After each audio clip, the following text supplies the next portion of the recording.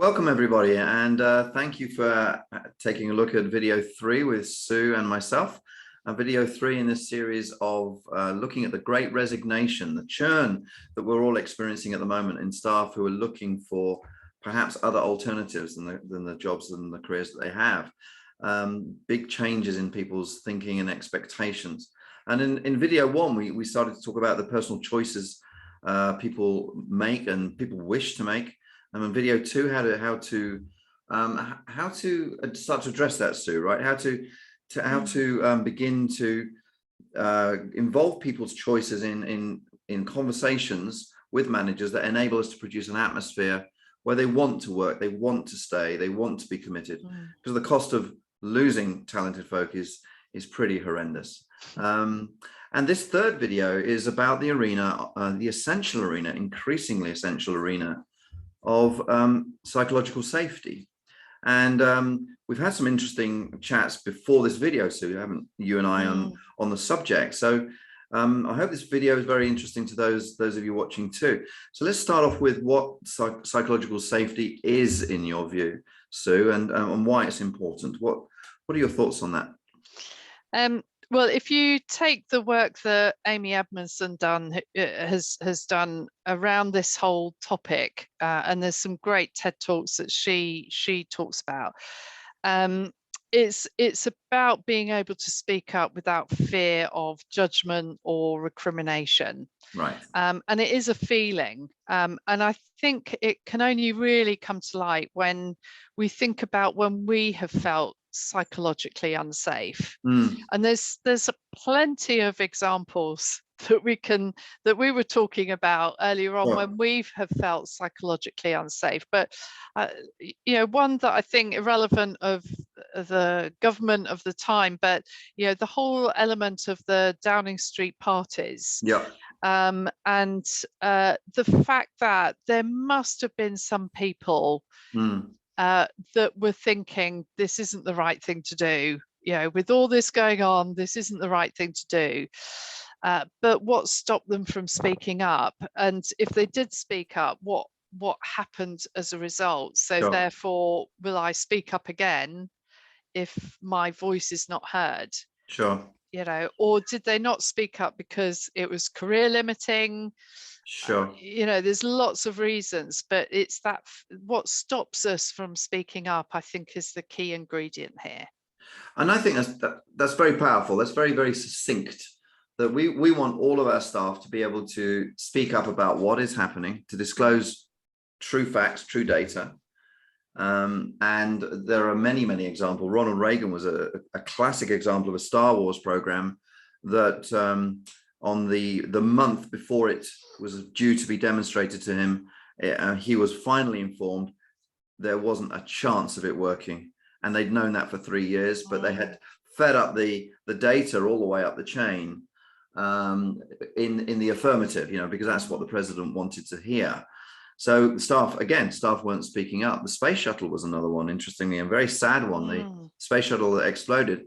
The engineers were there's a very good Netflix documentary on it. The engineers were utterly convinced that the heat seals would fail. And it was the management that said, we go ahead because it has never failed before. So people weren't being listened to. We don't want that. We want staff to feel they can express themselves with good stuff, with tough stuff. And I just wonder why staff don't, Sue. That was the other question when you and I discussed why do staff sometimes feel psychologically unsafe in those examples?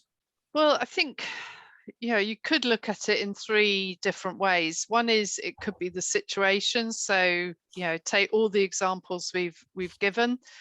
The situation means that maybe the stakes are too high, and what happens if I say something and we've got all this investment going in, and so all of those thoughts are going around our head, which stops us from speaking out. Sometimes it can be, and we talked last time about conversations that we can have as leaders with our teams, but maybe it's the people that we're talking to, whether there's a previous experience where you've been burnt, by an experience with someone, and therefore I'm not going to say what I think because last time Sure. this happened. Or it can be ourselves, and this is where, maybe part of the pandemic and all the anxieties that's created, some people are less confident at making those critical decisions. Sure. So it might be ourselves as well. And I think part of psychological safety is doing that exercise about, for me personally, when do I feel psychologically unsafe, and unpack it in Sure. those 3 different dimensions might be very helpful. Yeah.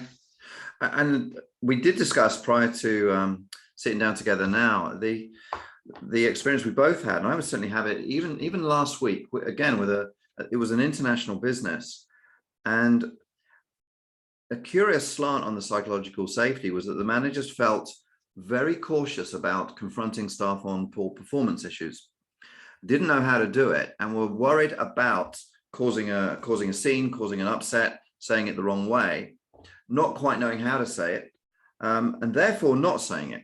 And then building up to a point where stuff had to be said, but there was no data, there was no evidence.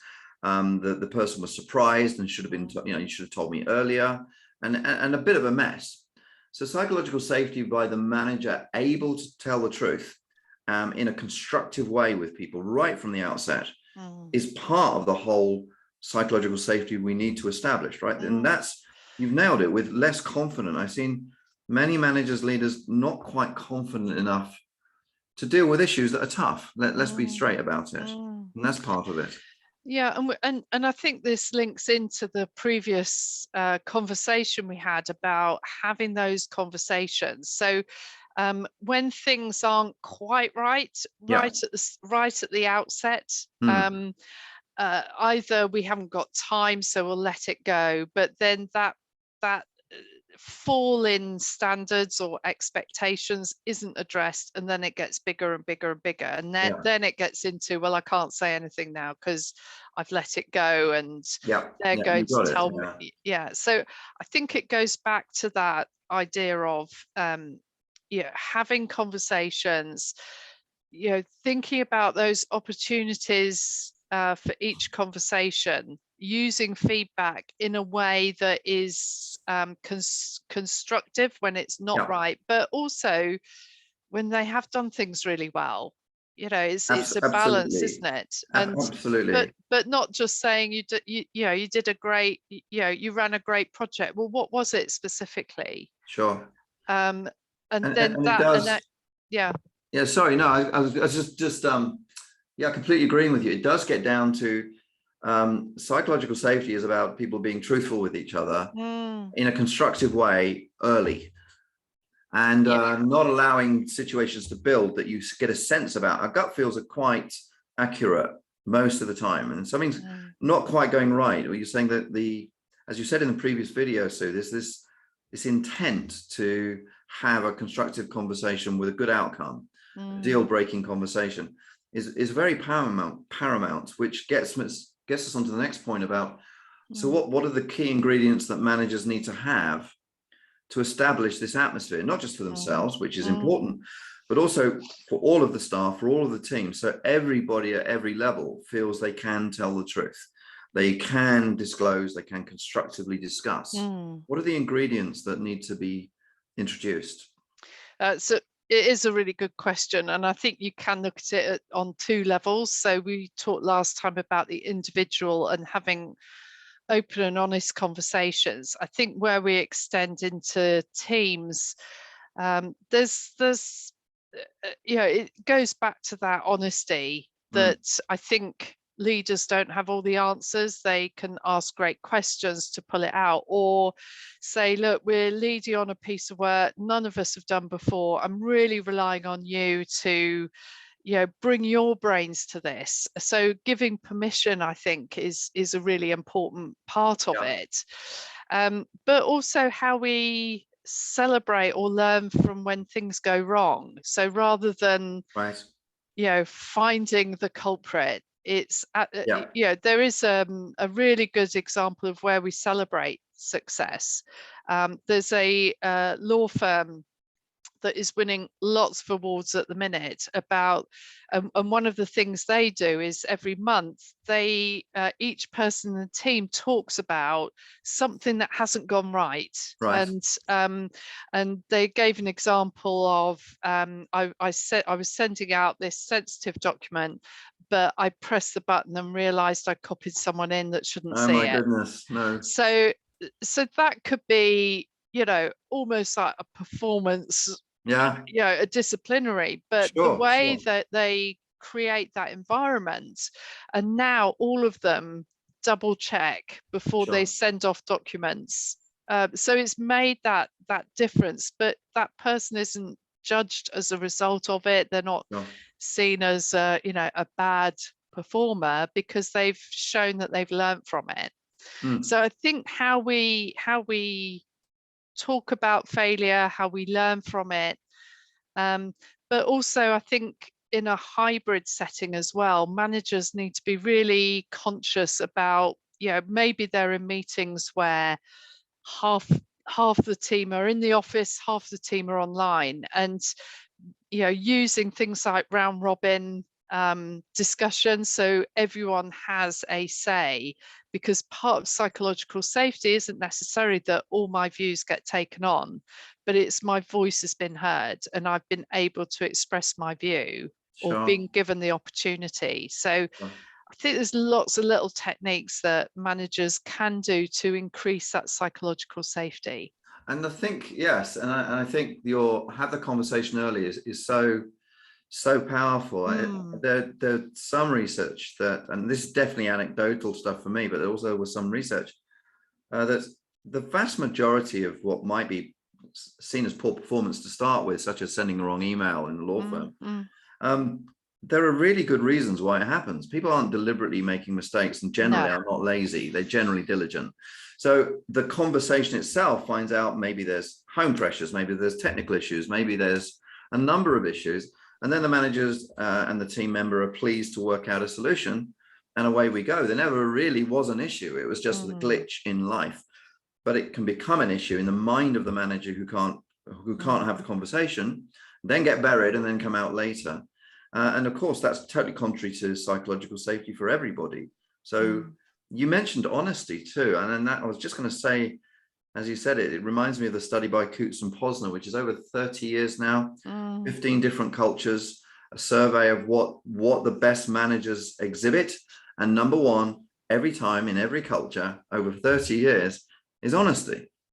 And it's a fundamental ingredient for us to produce a psychologically safe arena to work in. And when we absolutely. do, I'm wondering then what are the advantages in terms of the Great Resignation, the purpose of these videos? Mm. What are the advantages of honesty and psychological safety in the whole team, in terms of retention, productivity, and dealing with the Great Resignation challenge that we have? What are the advantages? Well, I think the one of the key things that Edmondson talks about is the creativity that can come out of it. So just Right. imagine if you don't think, I can't say this because it's a stupid idea or people judge me on it. Just imagine what it would be like if people felt comfortable at just expressing their ideas and their views. Mm, And I think that can often lead to higher engagement, collaboration, also that people do their best work because they'll want to, if they're heard and not judged, then they're more likely to be their authentic selves.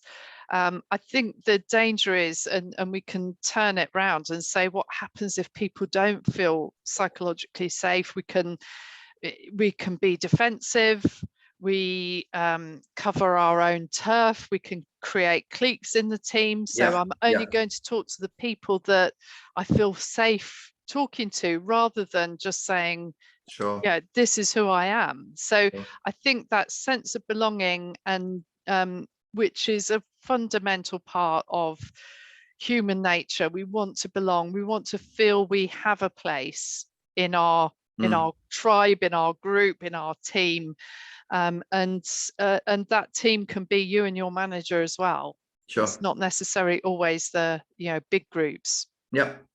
And I'd add a phrase I came across a while ago. I wish I'd have thought of it, but it's the key ingredient to any organization. It's this two-word phrase: discretionary effort. It's people putting in more than the job description. Yeah. And it's something that every organization wants, and you can only get that with psychological safety and with conversations. Yeah. And if you don't, people will just run the job, and they won't want to stay. But if they're giving discretionary effort because they feel part of something, they will want to stay. And that's becoming a key commercial skill now, as well as a psychological skill. It's a key commercial skill for organizations. And I think, just tying back to this whole Great Resignation, what stops people speaking up is about, maybe they're wanting more flexibility in the job. Right. But I can't ask that because the organization won't let me. So I won't ask. And therefore, when that starts to manifest itself or gets bigger in your mind, you're more likely to then think, well, where can I get that flexibility? Right. So, that makes sense. So having that conversation, what would it be like if you had that conversation with your manager to say, look, this is what I want. Right. This is what I need. Yep. For me to give my best in this job. Yeah.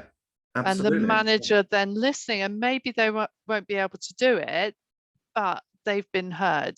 Yes. And we've cleared the air, or they've gone to investigate with HR what's possible. Sure. And usually there's some compromise. There's always something. Yeah, absolutely. Yeah. Sue, thank you so much. Your thoughts are really valuable, and thank everybody for watching. If you'd like more information, you'd like to get in touch, if you'd like to talk to Sue, do let us know, and we'll set up a chat with Sue and get her perceptions of some of the questions or issues you might be facing. Thank you, everybody, for watching. Thank you, Sue, for your thoughts. And see you all again.